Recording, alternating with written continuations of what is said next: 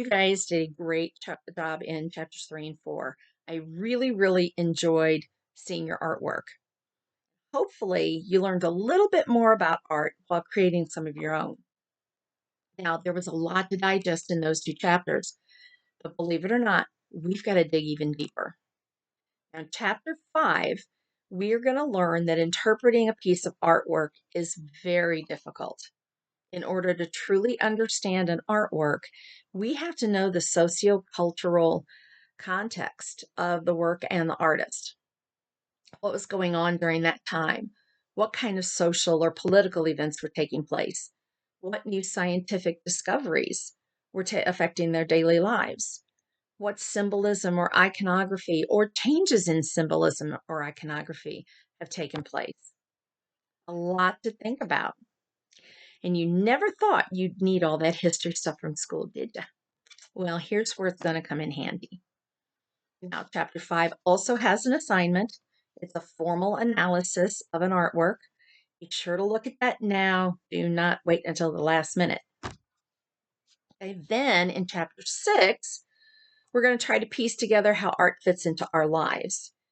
We've been doing bits and pieces of that as we've gone along, as we've been learning to read a piece of artwork.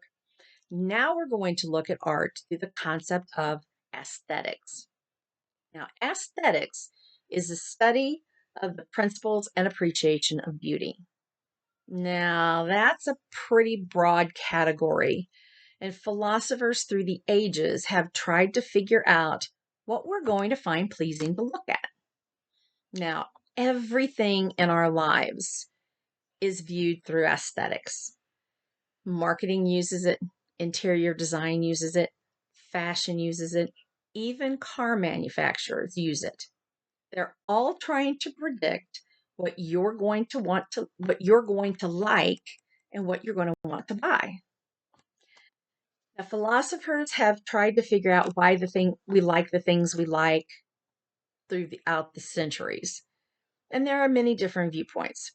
Now, there's a German philosopher named Immanuel Kant who determined that the beauty of art could only be appreciated if you were disinterested. Okay, basically, it's the idea, it's based on a feeling of pleasure or displeasure one feels when you look at something. Now, there's way more to this philosophy than that, but you can read about that part in your text.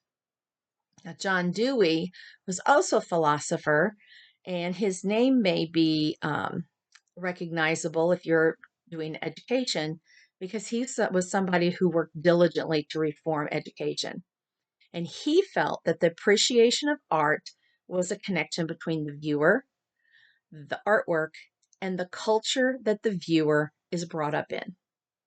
See, that's where our life experiences connect with art appreciation. How do you think? What is it that makes you like what you like? We're going to try to figure some of that out.